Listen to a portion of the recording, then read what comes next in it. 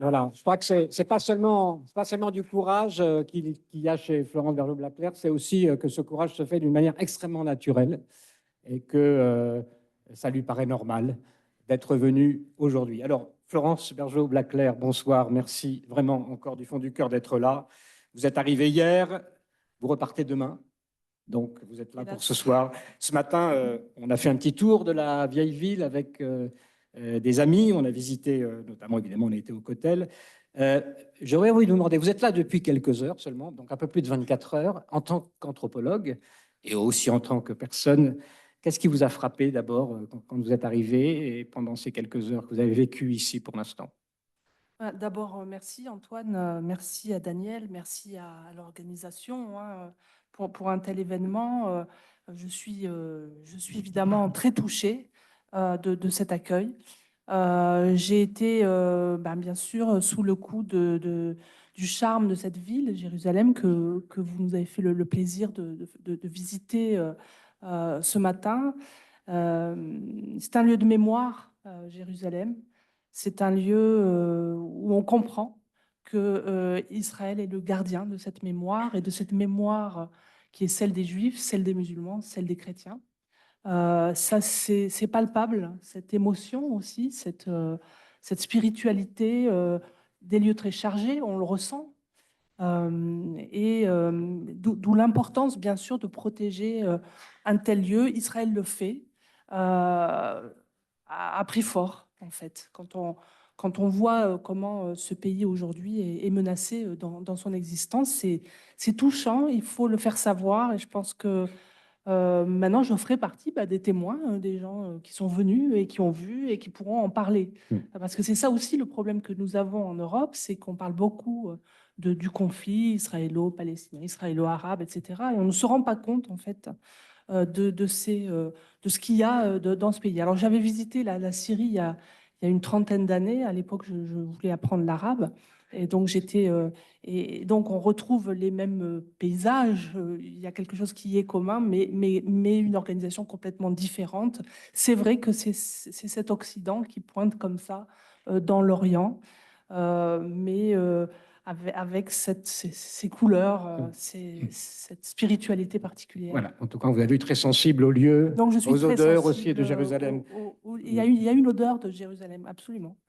Alors, Florent Bergeaud-Blaclair, avant de revenir quand même au sujet qui nous occupe et que vous nous donniez les résultats donc, rapidement de votre travail, comment vous en êtes arrivé à vous occuper de cette question des frères musulmans, de leur stratégie en France, en Europe, jusqu'à conduire cette enquête vous vous rendez compte dans le livre. Comment vous en êtes arrivé là, finalement, en tant qu'anthropologue française?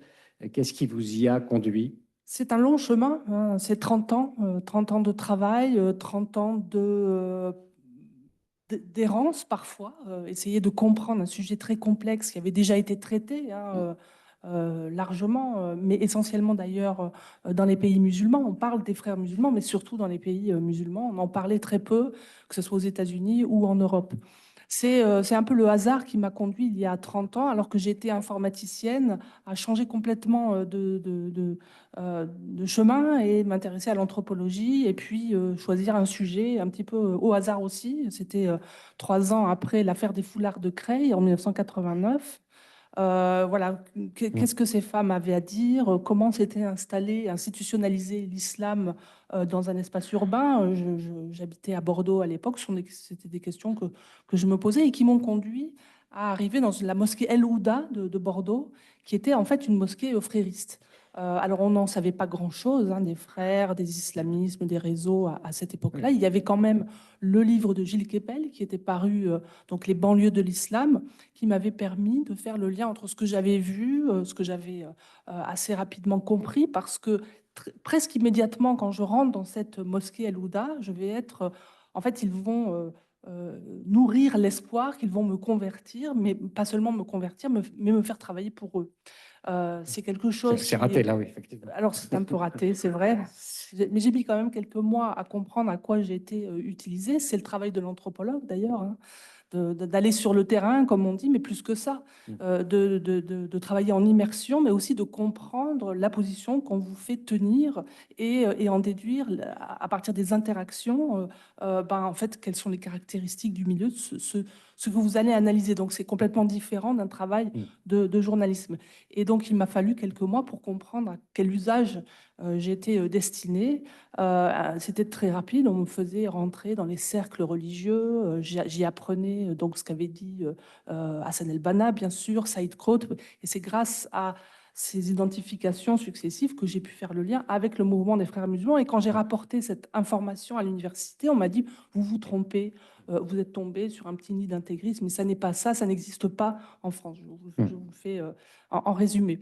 Donc dès le départ, en fait, si je sens une adversité, comment rapporter ça à l'université, comment trouver les mots pour que ce soit compris, admis. Et malheureusement, c'est quelque chose que j'ai toujours du mal à faire, puisque depuis un an au moins, je ne peux plus aller à l'université enseigner, donner Ça, il faut quand même le des souligner, conférences. vraiment, parce que vous êtes totalement blacklisté. Alors, pour des raisons, tout simplement parce qu'on ne vous invite pas.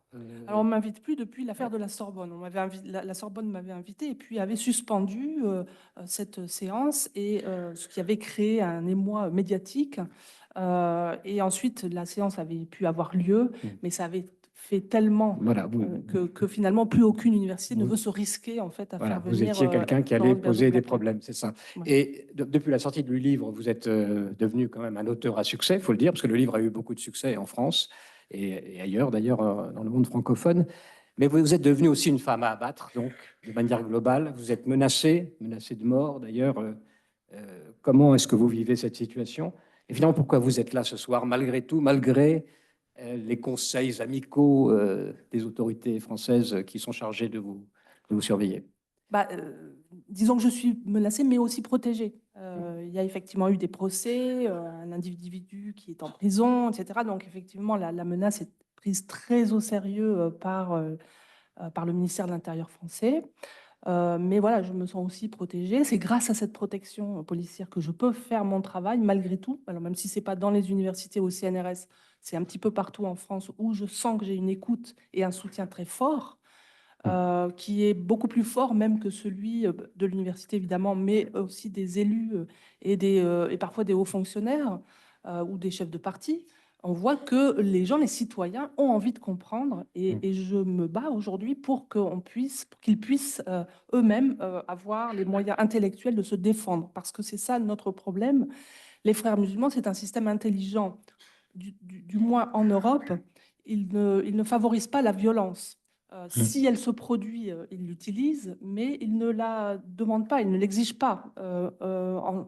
Donc, ils utilisent plutôt l'influence, l'entrisme, etc. Ce dont Ouais, je vais si vous on n'a parler. pas besoin de la violence, autant s'en passer finalement pour progresser. Alors, peut-être que vous Exactement. pouvez maintenant nous présenter de façon globale les résultats de cette enquête pour qu'on ait quelques idées sur le contenu de ce que vous avez trouvé et dont vous nous rendez compte. Ok. Donc, moi, je voulais vous amener quelques diapos pour vous. Voilà, il faut que vous restiez dans le micro. Vous les connaissez, les diapos? Oui. Voilà. Oui, en plus, Voilà. vous avez raison. Mais... là, ce sont les frères musulmans de France en 2016. Jusqu'à, je crois, il y a 2 ou 3 ans, les frères musulmans se présentaient. Merci. Ne se présentaient pas comme tels, bien évidemment, mais organisaient chaque année au Salon du Bourget, donc un immense espace qui pouvait recevoir des dizaines de milliers de musulmans venus de France ou des pays limitrophes francophones, où ils organisaient donc des très très grandes manifestations avec des conférences et leurs mentors. Ce sont des espaces de vie, ce sont des espaces où on marie les enfants, ce sont des espaces culturels. Euh, des librairies aussi qui contiennent essentiellement des ouvrages salafistes. Quelque chose de très important dans le paysage religieux musulman qui n'est pas comparable avec ce que pourrait faire le Conseil français du culte musulman ou la Mosquée de Paris, qui sont les interlocuteurs en principe officiels de l'État. Les frères ont toujours et depuis 30 ans organisé des événements qui effectivement ont un succès considérable, très très au-delà de leur sphère immédiate d'influence. Ce que je voulais faire dans cet ouvrage, c'était d'expliquer qu'il y a une idéologie donc produite par les frères au fil de à peu près un siècle, mais qui s'est développée en Occident et notamment en Europe dès les années 1960. De sorte que si on compte les années 60 jusqu'à aujourd'hui, on a une période de plus d'un demi-siècle d'adaptation en fait du frérisme aux sociétés libérales, sécularisées, aux démocraties. Donc c'est ça qu'il faut bien comprendre. Ça fait plus d'un demi-siècle que les frères musulmans nous étudient, essaient de nous comprendre et de nous convaincre et de nous obliger en fait à admettre leur présence. Ils se sont toujours présentés comme l'orthodoxie musulmane au sens de la norme moyenne. C'est ce qu'ils appellent le juste milieu. En réalité, enfin, on verra ce que ça veut dire le juste milieu. Ils veulent prendre en fait tout l'espace normatif musulman en Europe. Le, le frérisme, je vais essayer de vous en donner une. Je ne sais pas où je suis là. Ouais. Là, normalement, je devrais arriver à. Alors, assez curieusement, voilà. Donc, c'est comment je le définis, c'est un islamisme, mais qui est adapté aux démocraties libérales sécularisées modernes. Je le définis non pas comme un courant théologique ou une école juridique, mais comme un système d'action qui, et ça je m'appuie sur la sociologie, des outils de la sociologie, qui cherche à conduire l'ensemble des courants et des écoles de l'islam, des plus littéralistes aux plus libérales, ça peut aussi des djihadistes, aux gens comme, qui sont considérés dans le paysage religieux comme parfaitement adaptés à la société sécularisée. Et l'idée, c'est de mettre en marche un mouvement islamique mondial. Donc quand on pense frère, il faut penser surtout ce mouvement, ce plan, cette visée de la société islamique mondiale. Instaurer un califat mondial, c'est-à-dire évidemment pas Raqqa, mais la société islamique mondialisée, moderne, technologiquement avancée, etc. Le frérisme est originaire des campus des pays non musulmans, donc c'est un mouvement qui vient des élites. Les étudiants et les militants réfugiés en Europe et aux États-Unis à partir des années 60 discutent de savoir si, s'il est licite ou non de s'installer en Europe, en pays non musulmans, et décident que oui. Il y a des discussions infinies autour de cette question. Et ils décident donc qu'ils pourront transformer le Dar el-Koufr, c'est-à-dire le territoire des mécréants, le territoire de la guerre, en territoire de l'islam. Mais que pour ça, il faudra passer par une société, par un moment intermédiaire qu'ils appellent le Dar el-Had, territoire de contrat. Ils ont été chercher ces éléments dans les textes. Et nous y sommes. Nous sommes en fait dans ce territoire de contrat en Europe. Et c'est celle que j'appelle la société charia compatible. Alors, pour les origines, bien sûr, du frérisme, c'est évidemment la confrérie des frères musulmans avec Hassan el-Banna qui a donné donc sa vision de ce mouvement. Alors, et je vais vous la lire parce que c'est intéressant. On se demande si c'est un mouvement politique au prétexte du religieux. On se demande si c'est un mouvement religieux, etc. Bon, je pense que c'est un mouvement politico-religieux, indissociablement. C'est un mouvement missionnaire. Et voilà comment il se définit. Il dit, nous ne sommes pas un parti politique, même si la politique pratiquée selon les règles de l'islam est au cœur de notre pensée. Nous ne sommes pas une association caritative, même si le travail caritatif est l'un de nos principaux objectifs. Nous ne sommes pas un groupe sportif, même si le sport est un moyen pour nous. Nous ne sommes rien de tout cela. Nous sommes une idée et un dogme, une ligne de conduite, un système qui ne peut être délimité et catégorisé. Il dépasse toute frontière géographique, il existera jusqu'à la fin des temps, car ce nizam, ce système, est celui d'Allah. Nous sommes sur le chemin des compagnons du prophète, nous poursuivons sa mission, la dawa. Donc c'est très clair, toutes les activités doivent être tournées vers un seul objectif, plaire à Dieu, mais aussi élaborer la société islamique. Donc le frérisme, c'est quoi? C'est une guidance, il faut toujours penser donc, le mouvement et la visée califale, ordonner le licite et pourchasser l'illicite chez soi et chez les autres. Donc pas seulement chez soi, mais aussi on a le droit d'intervenir d'une certaine manière de faire des rappels. Ça, c'est quelque chose qui est constant aujourd'hui. Rappeler à quelqu'un ce qu'il doit faire. On l'a vu dans les écoles en France, ça s'est très mal terminé puisqu'il y a des gamins qui ont pu être tués à cause de ces rappels, justement. Le temps importe peu, le chemin est tracé, l'ordre social n'est pas à penser, il est à découvrir puisque tout a été dit en fait. Tout a été dit dans le Coran, paroles sacrées, et dans la Sunna, c'est-à-dire les faits et gestes et dires du prophète. Donc, ce qui permet à ce mouvement de se concentrer sur l'objectif et sur l'action, ce qui lui donne une force phénoménale. J'aime bien, j'ai passé assez vite tout à l'heure, vision, identité, plan. Ce qui caractérise le frérisme, c'est une vision qui est inculquée maintenant aux enfants, majoritairement en France par exemple, mais aussi dans d'autres pays européens. C'est une histoire qui commence donc bien sûr avec le prophète. Là, tout va être révélé, et puis qui va se finir avec le califat mondial. C'est une identité qui est donc, on demande à chaque enfant de se considérer d'abord comme musulman et ensuite français, italien ou autre. Et puis c'est surtout la dimension controversée par excellence, celle que mes collègues n'ont jamais voulu reconnaître, malgré que c'est permanent dans la littérature frériste, et notamment celle plus adaptée à l'Europe de Youssef El-Kardaoui, c'est la dimension du plan, le plan de Dieu. Donc, quand j'en parlais de cette dimension, on me disait, mais c'est du conspirationnisme. Ça n'est pas du conspirationnisme, c'est une visée de l'histoire, c'est une eschatologie. Il faut la prendre en compte, sinon on ne comprend rien au mouvement des frères musulmans. Mais dès lors qu'on la prend en compte, à ce moment-là, on est sous le feu nourri des attaques des gens qui veulent évidemment pas qu'on découvre leurs secrets. Donc, quelques mots sur la confrérie. C'est important de comprendre le système. Donc, c'est un système très, très hiérarchisé qui a un guide général, un bureau d'orientation, un conseil de la Choura, etc., qui se déploie sur le territoire. C'est avec une visée. Donc, pour arriver à la société califale, il faut d'abord éduquer l'individu, mais dans son milieu familial. La famille aura, elle, pour objectif de former la société musulmane, tout ça en fait en cercle concentrique qui s'étend. Et c'est quelque chose qu'on retrouve dans tout l'enseignement frériste, que ce soit en Égypte ou que ce soit en Europe. Sur le recrutement, c'est quelque chose qui est très important. On ne devient pas frère musulman parce qu'on l'a choisi, mais parce qu'on vous a choisi. C'est elle qui vous choisit, qui va vous former très progressivement au cours d'un très long processus.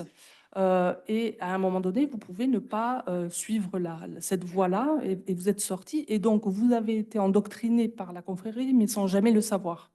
Donc, c'est un système d'endoctrinement assez intelligent et très performant, puisque il peut former non seulement un petit cercle de gens assermentés, puisque l'objectif, c'est quand même d'assermenter l'individu, et autour, un énorme cercle de gens qui sont passés par l'endoctrinement en frérisme, mais qui ne le savent pas, mais qui ont le logiciel, qui sont porteurs de ce logiciel-là, et qui, eux, vont pouvoir agir en pleine lumière.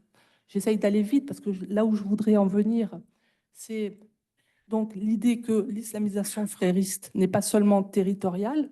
On a parlé des territoires perdus de la République, etc. Non, elle est aussi sectorielle. Il y a un plan d'endoctrinement et d'infiltration, d'entrisme, etc., qui est chaque fois renouvelé, qui fait appel aussi aux expériences des pays, des autres pays. Par exemple, les Français vont parfois s'inspirer de ce qu'a fait l'Angleterre, qui va s'inspirer de ce qu'a fait l'Allemagne, etc. Donc, il y a des transferts d'expérience grâce à un maillage institutionnel assez intelligent. Et les pères du frérisme, alors il y en a deux. Il y en a un qu'on connaît bien, c'est Youssef El-Kardaoui, parce que c'est l'Égyptien qui est devenu le moufti, le cyber-moufti d'Al Jazeera. Et puis, mais il y a un personnage qu'il faut absolument lire, c'est Maoudoudi, parce que c'est lui qui pense, c'est lui l'ingénieur du système islam dans la modernité. C'est lui qui élabore l'idée que absolument tout est systémique dans l'islam et comment on va justement se servir de ce système pour islamiser la modernité. L'exemple, c'est le marché halal qui fonctionne parfaitement, le marché halal qui ne traite pas seulement de l'alimentation, mais de tous les comportements, du tourisme, de la banque, etc. Donc, je vais passer ici. Youssef El-Qaradawi, donc c'est l'islam du juste milieu. Le juste milieu, ce n'est pas une modération, c'est simplement cette capacité de faire avancer en fait un peu tous les mouvements, qu'ils soient les plus spirituels aux plus littéralistes. C'est conquérir par le milieu plutôt. C'est ce que j'appelle l'empire du milieu dans un chapitre de mon livre. Ce qui est intéressant, c'est que nous sommes dans une séquence, ce que nous voyons et que nous considérons comme des radicalités. En fait, nous sommes dans une séquence d'une guerre qui nous est menée depuis au moins 30 ans en Europe. Et cette guerre a été théorisée euh, par plusieurs penseurs, dont Qaradawi, que je qualifie de penseur parce que ce n'est pas le grossier personnage que l'on dénonce. C'est quelqu'un qui est beaucoup plus raffiné, mais qui se fait passer pour quelqu'un de moins raffiné, parce que ça fait partie aussi de la ruse et de la façon dont ils ont justement d'accompagner notre ignorance et notre incompréhension. Et en 1990, il publie un ouvrage qui s'appelle Les priorités du mouvement islamique pour les 30 ans à venir. Donc, c'est à peu près quand je commence à travailler, et c'est aujourd'hui, on y est à peu près. Et ce qu'il prévoit, c'est produit. Ce qu'il prévoit et ce qu'il annonce et ce qu'il dirige d'une certaine manière, eh bien, ça s'est produit aujourd'hui. Donc, son objectif, c'est former en Europe une avant-garde islamique qui va prendre en main donc les écoles islamiques, les instituts de formation et la formation d'une élite. Et c'est ça. On n'a jamais voulu voir qu'en fait les frères ne se sont pas intéressés aux masses comme en Égypte, mais les frères européens se sont intéressés aux influenceurs, aux élites. Et c'est par là qu'ils sont passés. Et d'abord par l'université. C'est la raison pour laquelle j'ai été si vite en fait recrutée quand je commence à m'intéresser. Et c'est la raison pour laquelle aussi, quand je vais être repoussée, je vais évidemment l'être très violemment. C'est la formation d'une opinion publique que l'on aura débarrassé des effets de campagne de dénigrement de l'islam. Vous avez là le programme de la lutte contre l'islamophobie, qui est un programme tactique destiné justement à rendre l'islam frériste une espèce d'islam ordinaire. Et puis la préparation d'un climat mondial d'acceptation de l'existence de l'Oumma que le marché halal global fait parfaitement. Donc, Qaradawi, je vais en finir sur cette diapo, peut-être la diapo suivante, donc établit les grands domaines d'islamisation. Donc vous voyez que tout ça est organisé, c'est-à-dire que vous avez des attaques djihadistes et la façon dont les frères vont vont immédiatement sonner la sirène de l'islamophobie. Donc il y a une attaque sur un territoire, hop, en fait c'est si cette attaque s'est produite, c'est parce que les musulmans sont maltraités, donc ils deviennent un peu fous. Et donc, il faut faire attention aux représailles, etc. Surtout, il faut protéger les musulmans. Chaque fois que quelqu'un, un chrétien ou un juif, n'importe qui est attaqué, il faut protéger les musulmans. Donc ça, c'est assez bien, c'est assez bien rodé. Mais donc ça fait partie du domaine de la guerre, du domaine numéro 5 ici, la ruse, le djihad. C'est bien sûr le secteur de l'éducation, je l'ai dit, qui est prioritaire, donc avec les abayas, c'est ce qu'on appelait les offensives hein, dans les écoles. L'université avec l'islamisation de la connaissance. L'islamisation de la connaissance, c'est une discipline qu'ils ont développée, c'est pas une expression qui m'est propre, c'est la leur. Les domaines sociaux, sportifs, etc., on sait hein, qu'ils passent par là aussi pour influencer les comportements des musulmans. L'objectif, c'est d'abord les musulmans, la communauté musulmane, enfin le moyen, et ensuite le reste de la société. C'est l'économie du halal, c'est bien sûr Al Jazeera et sa petite sœur AJ+, qui est une chaîne qui diffuse en fait la pensée wokiste, qui est une espèce de ramollissement qui vise à ramollir les cerveaux. Donc ça donne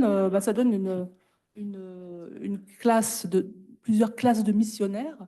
D'abord celle des entrepreneurs, des élites. Les femmes aussi jouent un rôle très important. Il faut former des femmes leaders islamiques dans les domaines de la mission, de la pensée, des sciences, de la littérature, de l'éducation. Et pour les enfants, on prévoit donc plutôt une éducation inspirée de soufisme, où on leur apprend à adorer Dieu en tout temps, partout. Il y a une littérature considérable pour les enfants, qui est une littérature salafiste extrêmement préoccupante parce que les gamins deviennent un peu schizophrènes. Ils arrivent dans un monde et puis ils arrivent d'un monde et ils arrivent à l'école dans un autre monde, ce qui crée bien sûr des tensions. Et de temps en temps, ils vont, quand ils sont adolescents ou jeunes adultes, passer à l'acte. Et là, les sirènes de l'islamophobie. Donc tout est assez bien rodé pour que tout ça s'installe sans qu'on n'y comprenne rien, si on ne voit pas justement tout l'ensemble. Ouais, c'est très impressionnant, effectivement, cette description. L'organisation dans laquelle c'est produit, la connaissance du terrain dans lequel ils évoluent, et de l'autre côté, on a l'impression l'aveuglement de cette stratégie, le fait de ne pas voir ou de ne pas vouloir voir cette stratégie. On va en parler. Simplement, vous avez dit le programme est en cours. Où est-ce qu'on en est de cette guerre? Puisque vous parlez de guerre. Est-ce que les batailles sont perdues successivement aujourd'hui? Est-ce qu'il y a quand même des résistances qui se mettent en œuvre en France? On ne peut combattre une guerre que si on sait qu'elle nous a été déclarée. Or là, on en est toujours malheureusement au modèle de la radicalisation. Ce qui ne permet pas de comprendre en fait l'ensemble et donc pas de réarmer intellectuellement les citoyens, parce que cette guerre-là, ce n'est pas nos dirigeants politiques qui vont pouvoir la mener. Ça sera chaque citoyen qui devra dire, ben non, quand je vais à l'hôpital et que on m'impose finalement que ce soit un homme, parce que enfin, quand je vais à l'hôpital et que des femmes ne peuvent pas se faire soigner par un homme, etc., quand à l'école, mon enfant, on l'oblige par exemple à manger halal alors que je suis musulmane mais pas pratiquante, etc., etc., toutes ces pressions dans tous les domaines, c'est quelque chose, à partir du moment où les citoyens savent que ces pressions existent, qu'il y a un système derrière, qu'il y a une volonté de transformer la société, eh bien, ils seront armés pour dire non. Ils sauront pourquoi ils disent non. Ouais. Ils sauront pourquoi ça les Tant gêne. qu'on ne le sait pas. Or, aujourd'hui, ils ont l'impression d'être face à quelque chose dont ils comprennent l'ensemble, mais chaque fois, on leur dit, mais non, c'est rien, mais ce que vous voyez, vous ne le voyez pas, ce n'est pas ça, c'est juste des gens un petit peu conservateurs, etc. Ils ne voient pas l'avancée du système. Ouais. C'est quoi l'étape suivante? Parce qu'il y a quand même un seuil, à un moment donné, ça se passe à bas bruit, ça se passe sous l'influence extrêmement pensée, mais Oui. de manière non directe, cachée, on va dire. Je dirais à quel moment, finalement, ça basculerait vers... ça serait peut-être le passage aux politiques explicite. Pour le moment, ils utilisent les partis coucou, ce que j'appelle les partis coucou. Le coucou fait couver ses œufs dans le nid d'autres espèces d'oiseaux. Et là, c'est pareil. Ils sont en train de... Par exemple, la LFI, c'est typiquement le parti coucou des fréristes. Donc, le passage aux politiques plus explicites serait un tournant. C'est ce qu'on voit à Bruxelles et à Londres. On est en train de voir des gens arriver en tant qu'islamistes au pouvoir. Alors ça, c'est une autre étape qui est évidemment très, très dangereuse. Oui, alors c'est le scénario soumission, finalement, de Houellebecq aussi, où quelqu'un pourrait... Le scénario soumission, je dirais qu'on y est déjà. Là, après, c'est l'islam politique qui arrive, qui prend le pouvoir dans certaines villes, dans certains quartiers, etc., de façon autoritaire. Et là, on ne peut plus revenir en arrière. Une fois qu'on a élu quelqu'un comme ça va être difficile de revenir en arrière. Une dernière question. Vous parlez évidemment aux autorités françaises, vous essayez d'alerter. Vous avez des échos quand vous allez en province voir les citoyens. Oui. Est-ce que du côté du pouvoir, vous avez une réponse quand même relativement claire, au moins sur oui, vous avez raison sur le constat? Au moins, oui. Oui. Sur le constat, on peut dire que tout le monde a vu, en lisant mon livre, qu'il y a des choses vraies. Ça, c'est clair. Après, on n'aime pas faire remonter les problèmes qu'on ne sait pas résoudre. Et ça, c'est le problème, vraiment. Et donc, il y a un flottement. Qu'est-ce qu'on va faire? Alors là, on a Gérald Darmanin, enfin le président Macron plutôt, a lancé donc un rapport public sur cette question. On va voir ce que ça donne. Moi, j'attends de voir. L'intention est bonne, on va voir. Mais ce qui est important de comprendre, c'est la très haute sensibilité du sujet. On les comprend, parce que politiquement, enlever le voile sur ce que vous dites et découvrir la réalité, le dire officiellement, publiquement, en disant voilà, nous sommes en guerre, il y a il y a une guerre qui nous est menée et nous y répondons. C'est déclenché peut-être une guerre civile aussi, politiquement, si on se met à la place des politiques. Comment ils raisonnent? Oui, peut-être, mais en même temps, je ne vois pas comment on va pouvoir faire autrement si on veut réarmer les citoyens. Il n'y a que quand on passera à cet état de guerre psychologique, alors appelons ça guerre psychologique si on veut, c'est ça que veut dire djihad. Il n'y a que par ce passage-là qu'on pourra dire aux gens, ben, vous avez raison de vous réarmer. Il faudra... Donc ça veut dire qu'il faudra des formations, faudra leur expliquer comment ça marche. Quand on voit, il y avait un événement qui vient d'être interdit, donc ça c'est une bonne chose, qui sont organisés par des salafistes, des frères, etc. Il faut qu'on explique aussi d'un autre côté à ces gens-là que même si on ne peut pas interdire l'événement, voilà ce qui se joue, voilà ce qui existe. Or aujourd'hui, l'université ne fait plus son travail. Elle a empêché des gens comme moi et d'autres d'en parler, de décrypter ce qui se passe. Et ça, c'est évidemment dramatique. Donc il faut relancer bien sûr, les recherches, ça c'est la priorité absolue. Et je vais dire aussi pour terminer, cette semaine, j'avais organisé un grand colloque international avec des collègues venant du Danemark, de Suède, de Londres, un petit peu partout en Europe. On fait tous le même constat. On est tous d'ailleurs un peu menacés, plus ou moins, mais on fait tous le même constat. Il se passe les mêmes choses dans chacun des pays. Ouais. Donc Pays il y a bien des d'Europe dit de transferts l'Ouest d'expérience. plutôt, c'est ça, plutôt, ou tous les pays d'Europe en général. Pardon? Ça concerne quel pays quand vous parlez des pays d'Europe? Surtout les pays d'Europe de l'Ouest, hein, là Ouais. où il y a une forte immigration musulmane, bien sûr, mais on fait tous le même constat. Donc, on voit tous les mêmes choses et on n'a pas forcément. Moi, j'ai pas lu tout ce que fait mes collègues, mais on voit qu'il y a des éléments.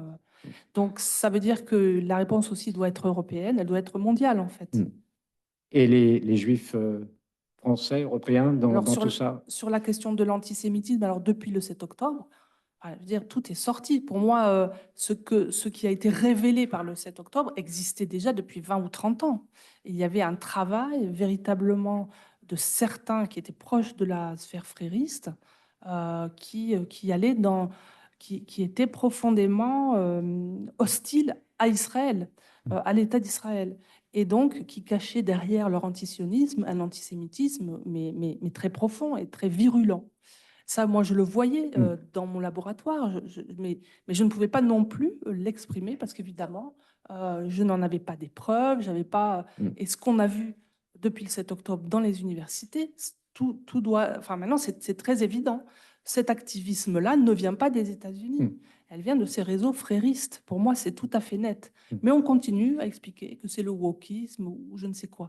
Le wokisme joue sa part, bien sûr, mais joue sa part d'idiot utile. Oui. En tout cas, Mais ils exploitent le terrain qu'ils ont, quoi. Voilà. Ouais. Mais le moteur, Oui. c'est le frérisme.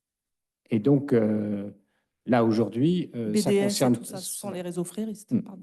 Toute l'Europe est concernée. Voilà, on a... Ce qui est paradoxal et à souligner, c'est que le 7 octobre, paradoxalement, a joué un effet de libération de cette parole. De révélation plus que de libération, parce que malheureusement, on s'est révélé, tout le monde le voit, mais on continue quand même quelque part à ne pas prendre la mesure du problème. Merci beaucoup. Merci Florence Vergès-Blaclair. Merci beaucoup d'avoir écouté cette vidéo et pour suivre nos prochaines interviews, eh bien, vous pouvez vous abonner à Mosaïque. C'est très simple, il suffit de cliquer sur le bouton ci-dessous.